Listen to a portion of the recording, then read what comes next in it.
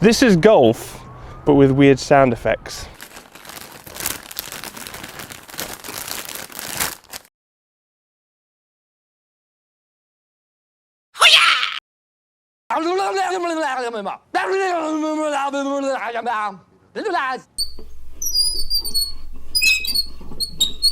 I finally found it.